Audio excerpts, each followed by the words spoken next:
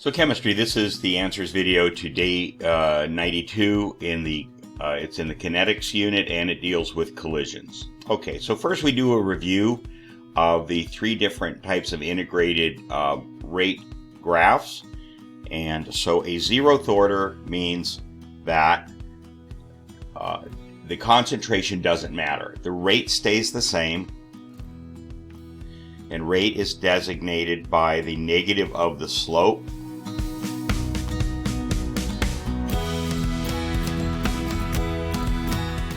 And the rate stays the same no matter what the concentration. This is concentration A, and this is time.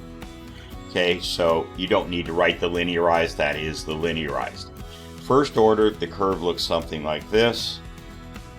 Okay, steeper up here, a little bit flatter down here. I maybe could have made it a little flatter. And that means the reaction happens faster. The steeper the line, the faster the reaction. When there's a lot of reactants, as the reactants get consumed, then the line becomes flatter and it doesn't run as quickly. So again, this is the concentration versus time. And when you linearize that, you linearize that with the natural log of A. Okay. And that against time, and that's going to be a downward sloping line. So again, the slope, the rate constant is the negative of the slope, or the slope is the negative of the rate constant. So take off the negative sign and you will have the slope. Okay. For second order, the curve looks somewhat similar, maybe slightly different shape like that. And this one's going to be positive when you plot it against 1 over the concentration. Again, this is concentration. This is just the normal graph versus time. 1 over concentration versus time. So in this case, the slope equals K. It's a positive slope, so there's no negative sign. And that is the rate constant for that. Okay? All right. Okay, and now the slope of this line, which is given on your official AP Chem formula sheet, is going to look like this. It's going to be the concentration at some time t, that's the way they write it on the sheet, equals, it's a negative slope, so it's negative kT plus the initial concentration. Okay, concentration at some point in time. It's a negatively sloped line, y equals mx plus b slope formula, slope-intercept formula, and that's the original concentration. Okay, for this one, it's going to be the natural log. Okay, so it's negative kt plus the natural log of the initial concentration there. And then down here, it's going to be a positive slope, and it's 1 over A concentration. Okay, and there it is, positive slope. All right. All right, the next few graphs are just concept graphs, okay, of a reaction potential energy diagram. So that's what this is. And so it's going to have potential energy, PE, on the horizontal, on the vertical axis, and it's going to have time here. And you're going to have, starting with some set of reactants or reactant A plus B, and that's at their original energy level, and then it's going to come up. So it says we should do one that's exothermic, one that's endo. So this will be exothermic.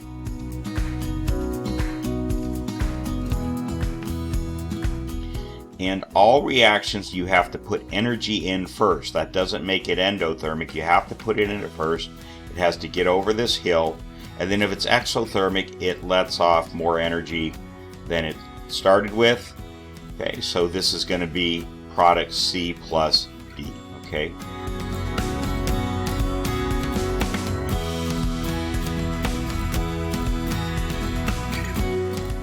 And those are reactants. This line, now be careful here.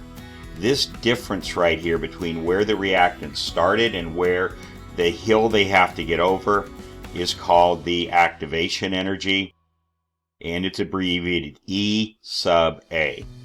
Okay, right there. All right, so it's not this number right here, okay? So this is energy, we'll call this energy 2, and down here the original energy is energy 1. So this equals 2 minus 1. It doesn't equal 2. It's not this total value, it's this value minus this value. The change in energy is going to be from here down to the level of the products, and that is the delta H of the reaction. And it's negative in this case because you have a higher energy going to a lower energy, so it gives off energy. So that's going to be a negative delta H. All right, endothermic does this and comes down and ends up at a higher energy. This is the EA for this one, this difference. And the energy difference would be, if I draw a dashed line all the way across here, that would be delta H, and that's positive. Okay, it actually gained energy. All right, so Maxwell-Boltzmann distribution, they want you to draw that at 100 and 1,000, okay? So at 100 degrees, we're going to draw a line that looks something like this. It's very tall and very narrow, and it's going to come down like that. And this represents 100%. This is 100 degrees, this line right here. Now we're going to say the activation energy for the reaction is right here, what we just talked about. This is the EA. Okay, so in order for the reaction to take place, the molecules have to get past this dashed line. Well, you can see only a small fraction of them get past that line at 100 degrees. So the reaction is really not going to take place, or very slowly. Now at 1,000 degrees, the curve is going to look like this. It's got to have the same area under it, but more of it has to pass the activation energy because more of the reaction will take place. And this could be the glow sticks. So we're going to come like this, and we're going to do this. Okay, in here, this part goes past the activation energy, so you can see it's a higher fraction of the molecules. Again, if I drew this properly, the area under this lower curve should be the same as the area under the higher curve. It's just more of the lower curve surpass the activation energy, and therefore the reaction goes forward faster. Okay, so that's what a Maxwell-Boltzmann distribution shows. It's really more of a concept. You're not going to put a lot of numbers to it, except I put the temperatures, and that's 1,000 degrees centigrade, and this was 100 degrees centigrade, okay? All right, keep going. Sketch a graph of the rate constant K. That was given on the video. So as temperature goes up, what does K do? It goes up, and it goes up at an increasing rate, okay? So at higher temperature, it's not a linear relationship between 100 degrees of temperature equals a certain number of degrees, 100 degrees of K or something. It's that as the temperature gets higher, when we said with the glow sticks, what was changing was the K, and that's because the temperature was going up. But the K gets steeper. It goes up faster as the temperature gets greater. So you should understand that relationship. Okay, the next we're going to do the Arrhenius equation. So the Arrhenius equation says that the rate constant K equals AE raised to the power of negative activation energy over RT. Okay. Okay, so what is this telling you? It's telling you that the rate constant, okay, so A is called the frequency factor, and it has to do with how the molecules are oriented or turned. If they're not turned in the proper direction, they're not going to break. this whole equation has to do with how well will the molecules, what factors go into the molecules breaking apart so that the reaction can proceed, because the reactants have to break up in order to form over on the other side as products. So this is a frequency factor. EA is the activation energy that we talked about on the previous graph.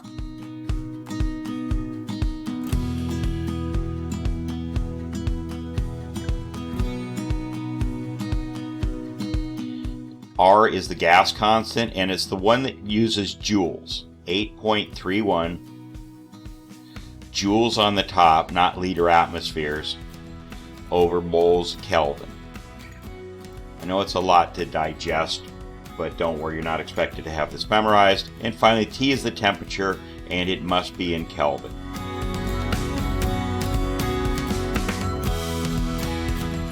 Okay, so again, what this is telling you is what's going to create this. The greater this is, the faster the reaction will take place, okay? So generally, if this is greater, a frequency factor is greater, it'll make K greater. Okay, so this number is kind of a mystery number. We don't get into what creates it specifically, but it's just called frequency factor. Activation energy, the higher the activation energy, that means it's a bigger hill for the reactants to climb over to get over to products. So the bigger this number is, it's a negative sign here, it's going to mean this is smaller. The reaction's not going to run as fast, okay? And of course, temperature, we know the greater the temperature is, the faster the reaction will take place, so this becomes greater. We talked about that with the glow sticks. The higher temperature, the more the rate constant went up, okay? And this is a constant. Okay, so that's the equation right there. Okay, now what we're going to do is we're going to use a formula which shows you the purpose this complicated looking formula is. It says if you know the rate constant K1 at a particular temperature, so both of these are known, the temperature and the rate constant at that temperature, and you want to know the rate constant at unknown, so this is our question mark right here. We don't know what this is at T2. You do know this. You can compute this. So you know the rate constant at T1. You want to know what the rate constant is at T2. So we need to have all of these numbers except K2. And so we're just going to go ahead and work this problem right here. So it's going to look like this.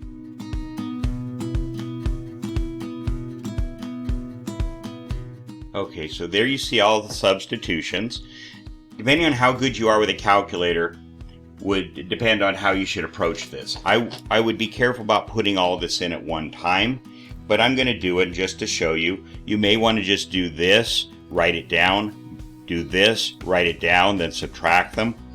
Okay, but PEMDAS tells us we can do all of this at one time, so I'm going to do 1 divided by 273. Now it's going to do this division before it does an addition or subtraction, so I'm going to go ahead and subtract without using parentheses, and it's 1 divided by 308. Again, you really need to be comfortable with PEMDAS and the calculator, and so it's going to do these two divisions before it does the subtraction. So I'm going to hit that, and you get this number. That's the number for all of this here. Now we can go ahead and multiply that by 102,000, and divide by 8.31. So we'll just do that in the next two steps. And divide by 8.31. And we get that number, 5.1. So this whole side over on the left side equals, and don't forget the negative sign, negative 5.1. Okay, don't worry about units of measure. It's going to be a rate constant. And if we assume it's first order, then we know it's going to be 1 over S, okay? You need to know your units of measure for the different rate constants, okay? All right, now we come over to this side, and we'll work this side. And this is where we had a little discussion in class, okay? You can either do this ln K2 minus ln 1.3510 to the negative 4, or you can raise both sides to the E. So I'm going to do that. So we're going to put a big E here and put this all in parentheses. and put a big E here and put this all in parentheses like that. Okay? And if we do it, the E and the natural log cancel out. And so we end up with, and this one we simply do in the calculator. So we hit second ln, hit second and then ln to get an exponent of E. And it's negative 5.1, close the parenthesis. And I get a pretty small number there. And I'll write it out in decimal. 60, I'm just call it 609. Okay. All right. So there you go. So now it just becomes an algebra problem. You're going to multiply both sides. And just multiply these two together for the final answer. And we get 8.23 times 10 to the negative 1, 2, 3, 4, 5, 6, 7. Negative 7. Okay? And that would be your answer. Okay, next up we're going to just play with the Arrhenius equation for a few problems. Plug in some numbers, see how changing the different variables here affects K. Remember, the bigger K is, the faster the reaction takes place. So this first one is going to be this. We're going to just plug in the numbers. Okay, and when we work the numbers on. Okay, let me show you how I would do this one on the calculator. If you're not comfortable with what I do, I would just do this calculation first, write it down, and then 3e to whatever that number is. But let me show you how you can do it in one calculation. But you got to be sure you know how to do this before you do it on an AP exam. So I'm going to start with E. So I'm going to say second ln, like that. And then I got to raise it to this. So I'm going to put a parenthesis around it. Oops, I already did, but I'll get rid of that one. And it's negative 10,000 divided by what's on the bottom, 8.31. Now here's where students make a mistake. Watch out. 8.31 divided by 300, not times 300. It's 10,000 divided by this and 10,000 divided by that. So you got to be careful of that. So it's divided by 300. Okay, and now I'm going to close the parenthesis and I'm going to hit equals. And I get that number. So that's for E raised to all of this. Now I still have to multiply by 3. And we get this number here. Okay.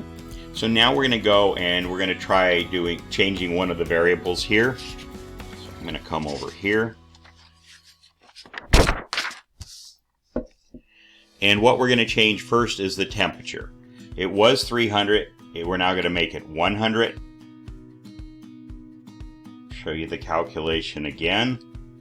Again, we're going to do second ln to get E raised to a power, and we're going to raise it to this.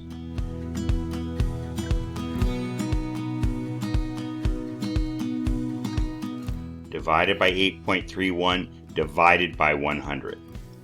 Close the parenthesis, and we get that much smaller number. Okay. And now we're going to multiply that by the frequency factor. Okay. And we get a much smaller number than that. That's because lowering it from 300 to 100 is going to make the reaction go slower. It's going to lower K. Okay, so this is, when a number gets this small, I write scientific notation. Again, we're not worried about units of measure, but this number is much smaller than the previous number. That's because the temperature was smaller than the previous example. Okay, what happened to the rate constant? Smaller because the temperature went down, therefore the reaction's not going to run as fast. K is not going to be as big. Okay, now we go on. We're going to change one more variable. So this time we took the temperature back to 300, what it was in part A. Everything else stays the same except the frequency factor doubles. It becomes 6. So we're going to do that one. Second ln gives us E raised to a power. We get that, and now we're going to multiply that by, we've got this. Now we're going to multiply that by 6. And that gives us this. Okay, so this number is bigger than part A. Why? Because we increased the frequency factor, so that increased the value of K. Okay, and that concludes the answer key for day 92 collisions.